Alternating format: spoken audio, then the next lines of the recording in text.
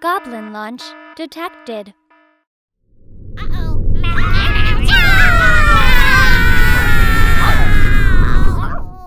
This video is sponsored by Cool Stuff Inc. with free weekly content and free shipping on orders over $150. You can save 5% site-wide by using the promo code MTGMudsta. If you're looking for a direct way to help the channel, please consider joining my Patreon and becoming a member of the generic Goblin Gang.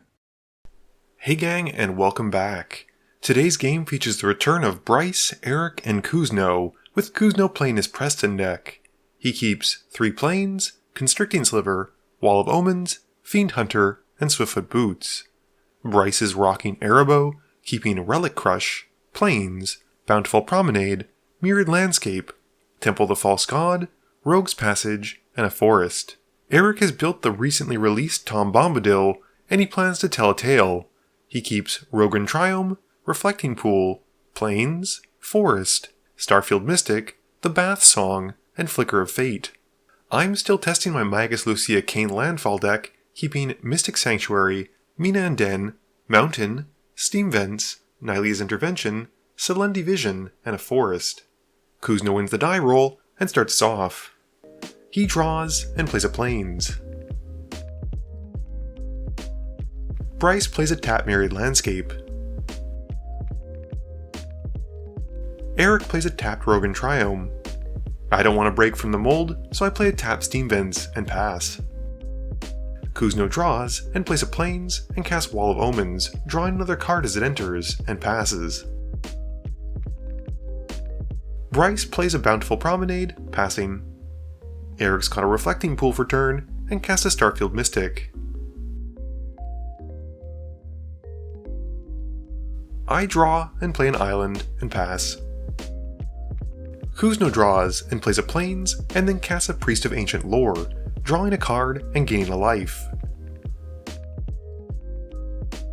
Bryce just plays a Plains. Eric plays a Plains as well, and then casts the Bath Song, drawing 2 and discarding 1. He passes to me after that. I draw and play a Forest and pass. Kuzno plays a Plains and then casts Preston. He goes to combat, swinging the Priest at Bryce for 2. Bryce takes the hit, and Kuzno then passes, with Bryce activating the Mirrored Landscape during his end step to go and find 2 basics. Bryce draws and plays a Plains. He then casts Farseek to continue to ramp, and follows up with a Leonin Relic Warder, which as it enters, exiles the Bath Song. Eric draws and plays a Forest.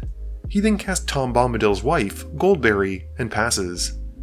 During his end step, I cast a Roiling Regrowth, sacrificing a land to find a Forest and an Island.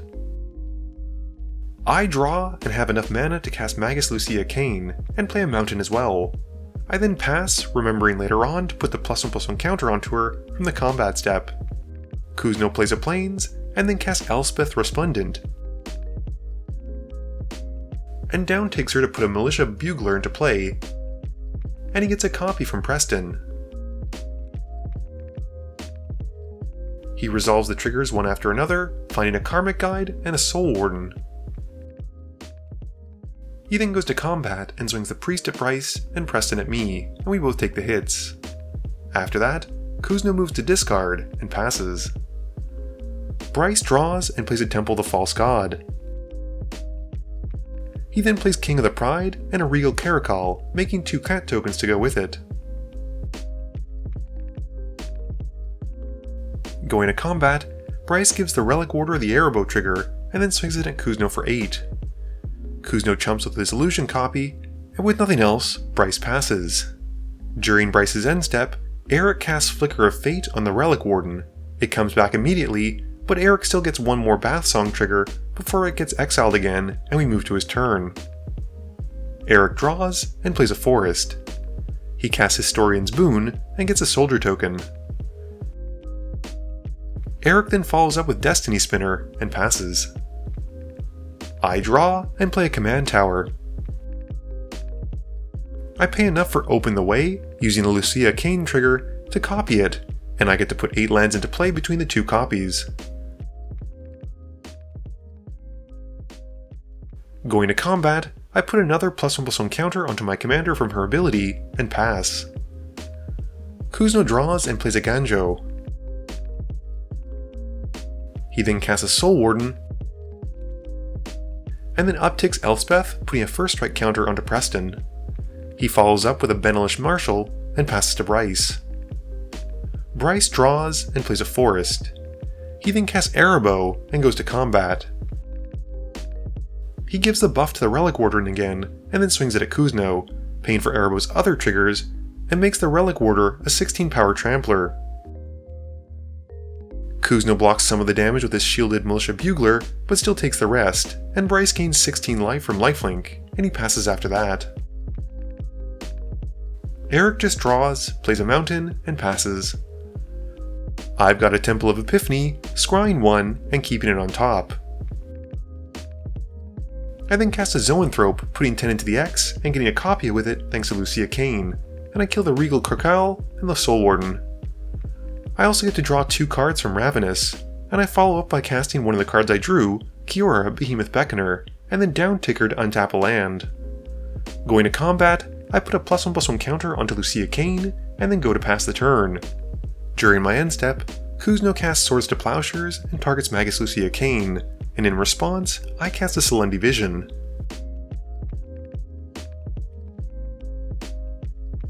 I reveal and keep an Animus Awakening, and we move to Kuzno's turn.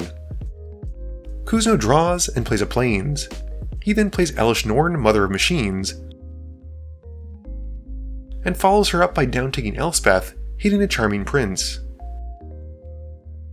He gets 2 copies thanks to Preston, resulting in 6 total Charming Prince triggers, and he scries 2 twice from 2 of them, and then blinks the Priest and Benelish Marshal with the last one. He then moves to combat and swings Preston at Eric, who jumps with a Soldier token. Moving to his end step, Kuzno returns his 2 creatures, getting 2 illusion copies from Preston each, and gets to draw a bunch of cards thanks to the Priest and gain some life. Bryce draws and plays a Rogue's Passage. He then uses it to make one of his cat tokens unblockable, and swings it at me after giving it the Arahbo trigger. He passes after that. Eric draws, but lacking any black mana, has to pass. I draw and play a Lotus Cobra, and then cast an Animus Awakening, putting 12 into the X. I get 5 lands off of it, but sadly don't get any Lotus Cobra triggers because of Elish Norn.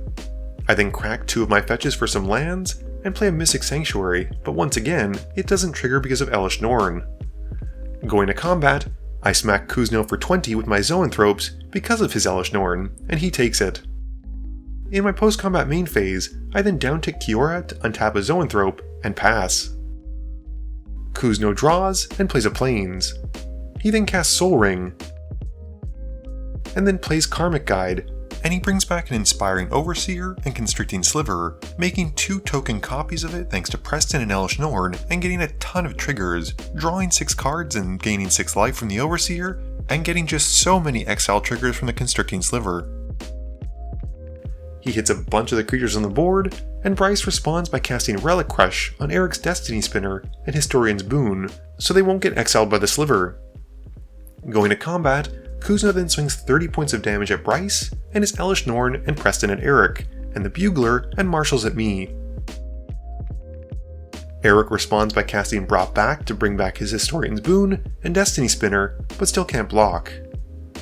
I then eat the real Marshal with my Zoanthrope, but we all take the rest of the hits otherwise, and after that, Kuzno passes.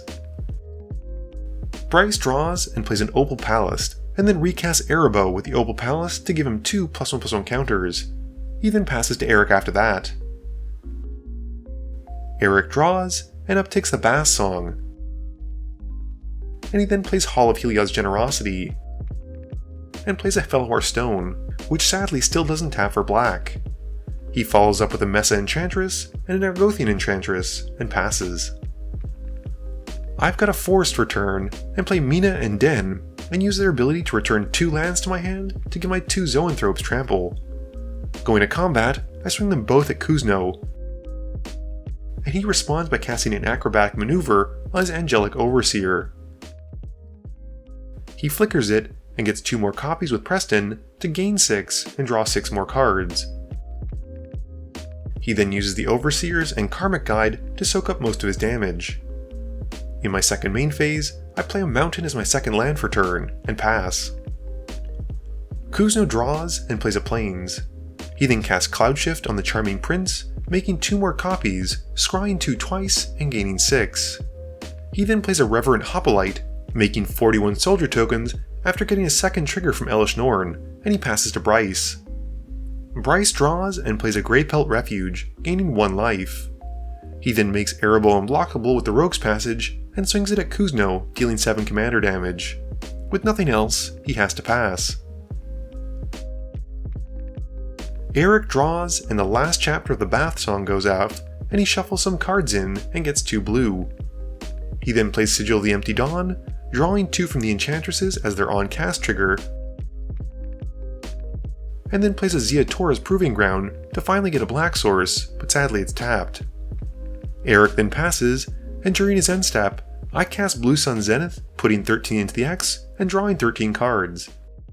I draw and swing my whole team at Kuzno, and he kills Mina and Den with his first striking Preston, and takes the rest. Unfortunately, that's all I can do, and without a way to stop him, I pass.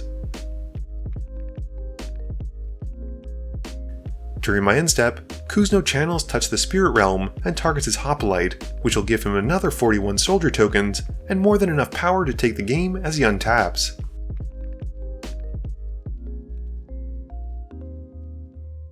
Game review time. This game was 1 hour, 3 minutes, and 14 seconds, and my goodness was it a great showing for Mono White. I don't think I've ever seen a better performance from it. I don't think I've ever played in a game where I've seen a better performance from Mono White, even with fast decks like Yoshimaru that just come out the gate swinging. It was a real treat to see, and I love all the blink and flickering effects that Kuzno's able to run and profit from. Tom Bombadil was actually the deck I was most excited to see, and so was Eric to play it, but unfortunately both of our hopes were dashed. It just seemed like his deck struggled early on, and all of his draw only came late game, and he didn't really ramp that much either. Bryce's Arahbo deck is, I think, pretty much the precon plus or minus a few cards. It's pretty much out of the box, but it actually did a pretty decent chunk of damage. He was also gaining a ton of life, and unlike a lot of Eminence commanders, I'm kinda glad that he actually cast it and got to use the ability. I'm continuing to test out Magus Lucea Kane, and as you can see in almost every game that I play, she just gets out of control with lands. It's very good if you want to ramp super hard, but I find that I really need that draw early on, otherwise I'm just sitting there with lands that actually can't be used for anything. As far as my favorite X spells, I think Zoanthrope is actually one of them. It does damage to the face, it's a flying ward creature, and it draws you cards. It's like the whole package. This video wouldn't be possible without the help from my sponsors, Cool Stuff Inc., Multizone, Original Magic Art, and Alter Sleeves. But it definitely wouldn't be possible without the help from you, the viewers, and my patrons. So I just want to say thank you for watching, and to remember, friends are just opponents you haven't eliminated yet.